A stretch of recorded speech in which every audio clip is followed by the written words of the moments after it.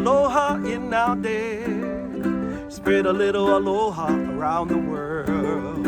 At breakfast with Bob. You Pancho Man. Welcome back, everybody. Breakfast with Bob, our Nice World Championship edition. My name is Bob Babbitt. We are brought to you by Master Spas, SFuels Go Longer, HOKA, Fly Human Fly, Deboer Wetsuits, Quintana Route, and of course, our Challenged Athletes Foundation. Our next guest, she is in Lanzarote training for the Ironman World Championship in Nice. Maja Stage Nielsen joins us. Maja, how are you? I'm good. Thank you, Bob. Always a bit better when I see you. It's always such a treat to chat with you.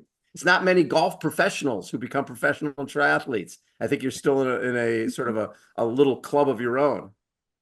Yeah, actually, now I'm back at Pro Center. I will go and do a golf lesson just after we have chatted. Oh, so will you give a golf lesson or take one? I will give one. It's the first one in a long time, but I'm sure I can still remember how to do it.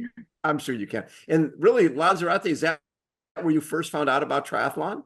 It is. So you were teaching golf and playing as a professional, and you were in Lanzarote, and then did you see the Lanzarote triathlon or Ironman Lanzarote? Exactly. Yeah, I was in the green team here and worked as golf instructor in the team. Didn't really play professionally. Only had like wildcard to play on the European tour a few times.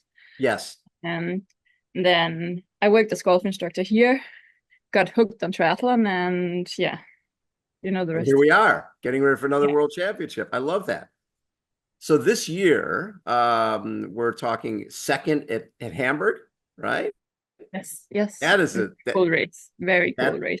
that was a cool race for you. Seventh in Texas, and then followed it up with a second at Hamburg. How close were you to the win? A few minutes. Like Jackie and I had been spending pretty much all day together. But then she ran away from me in the end, unfortunately. But you still got second place. That's awesome. Yeah, yeah. It was a good race. And like Germans really know how to put on a show. It was a nice day in Hamburg.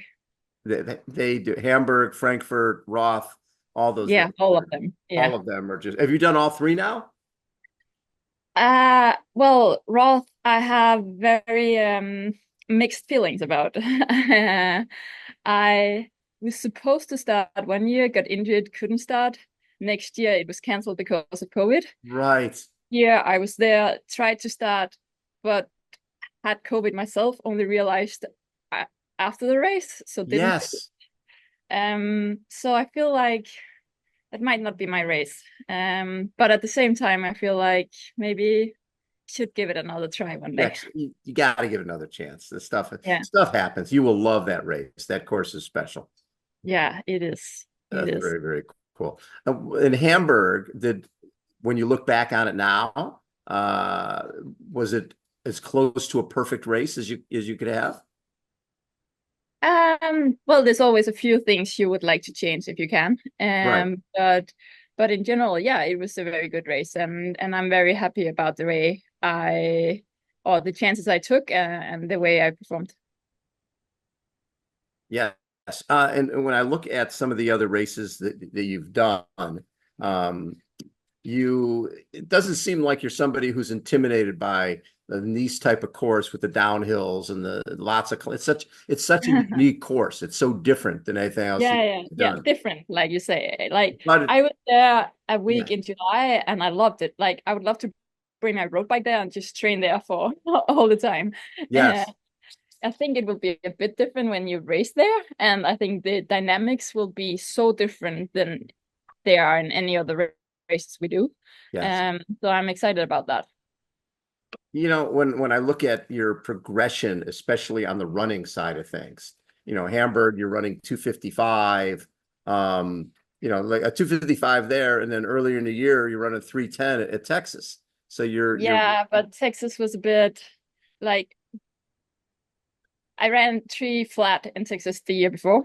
right. Um, and my head was not quite in the game anymore when we started to run in Texas. I had a very good start to the race. Then I had a penalty that I felt was very unfair.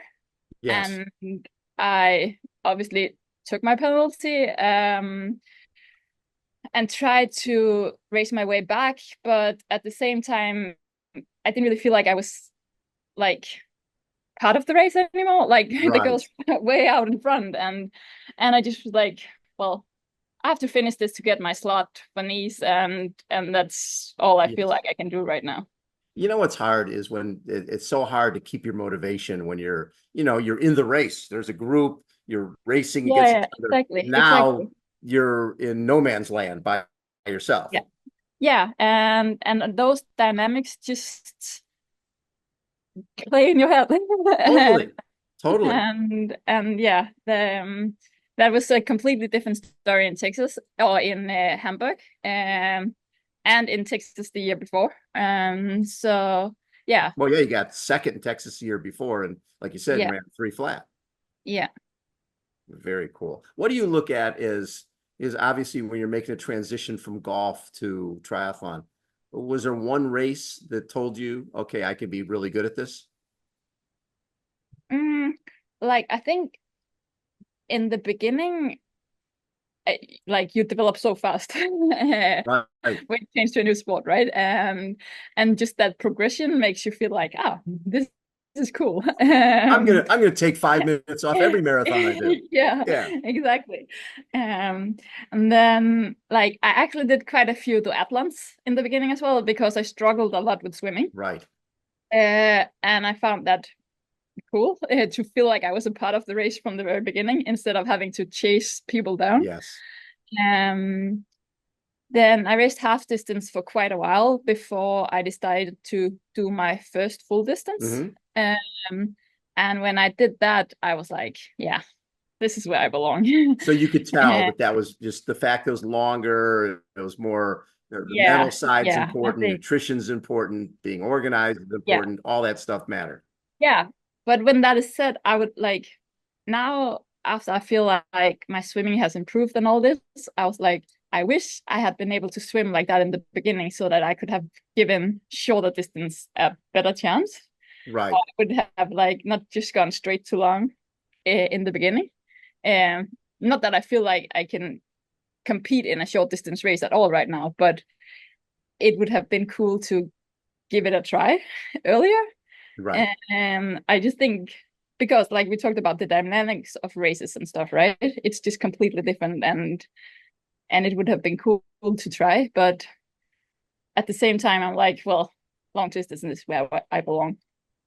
Well, and I can tell, like in 2019, I'm counting them up here. One, Cozumel, Kona, Copenhagen, Lanzarote. You're like 4 fulls in the same year. That most people don't do 4, but it's almost like, okay, I got to learn this pretty quick because I'm coming into this a little later. I better Yeah, figure this out. yeah. That was 4 in 1 year. And then COVID happened, so then I had kind of a break Right, racing. And now, yeah, this year with the Pro Series, it will be 3 full distances, right? right. Well, Um, yeah, I was gonna say in Kona in 19, you get 11th, right? That's pretty yeah, cool. You go in the World Championship but again, every one of those marathons in 19, 307, 305, 312, 312, and then like I said, you just went 255 at Hamburg. yeah. But I think like all those are also very warm races, and Mm. Hamburg was suddenly like 20 degrees Oh, and overcast. right. So it's a Yeah, whole different story. Where like for a long time, Kona was my fastest marathon. right. Like I ran 305. I can't remember if it was in 19 or when it was, but like that was my fastest for a very long time. So yeah, I think it has been good for me to do a race that wasn't like that warm Isn't and it try funny when fast. you do a race? It's not. I remember Christian Blumenfeld talking about that because you sort of forget all his races were St. George when it was hot, Kona, and he's like he did was it Frankfurt this year where he just Yeah, yeah. killed everybody, and he goes, oh, that's what running when it's not 100 degrees feels like. Exactly. That must It's have been for completely you different. at Hamburg. It's like, oh, wait, this is real running. I don't have to be icing myself Yeah. down at every Yeah, aid yeah, station. and my shoes are not completely soaked because I throw water over myself all the time. Yes. That is so cool. So what are going into Nice? What are your goals? Do you have specific goals for the race? Well, I do expect that it will be a hot run again. Yes, it will. Yeah. But like we talked about the dynamics, and my primary goal is to be a part of the race, Yes. and be like not just be there, but actually Be a like factor. yeah, and play a role in the dynamics. Um, and then yeah, we'll have to see uh, how long it lasts and how big a role I can play. So making the move from golf to triathlon, was that the best move you've ever made? It definitely changed my life. And I'm happy about it. Like I love the life that I'm living now. Now the girls are playing Solheim Cup, and I'm pretty excited about watching that as well. And I like to go to the golf course when I have a chance to go. Right. I'm happy that this is my life now. The pressure is different when there's something about with triathlon that there's a camaraderie there among the women and the guys, because you sort of know that you can't control Lucy Charles Barkley's race. All you can do is focus on you. It's you against you and you against the course. That's really what it is. And I know Yeah, golf is the sort of same the in same. golf though. It's the same in golf, but it just seems like the pressure, it would be a lot Yeah. more.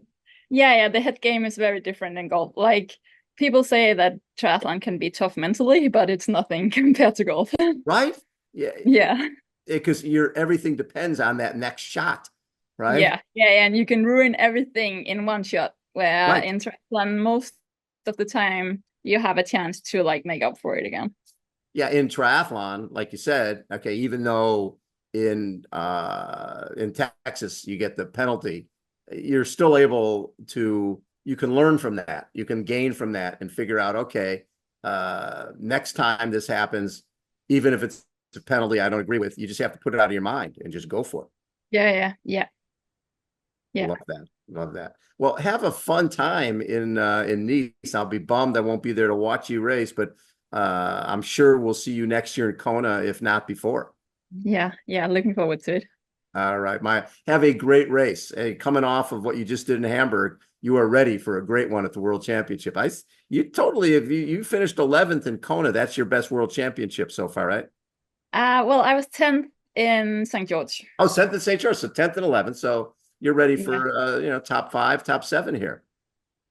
Yeah, if I'm like top 10, top 8, I'm over the moon. That will You're be over the amazing. moon. Perfect. Well, we'll see that happen. Maja, thank you so much for taking time. Always such a pleasure. Maja Stage Nielsen has been our guest. Again, Breakfast with Bob, our Ironman Nice World Championship edition.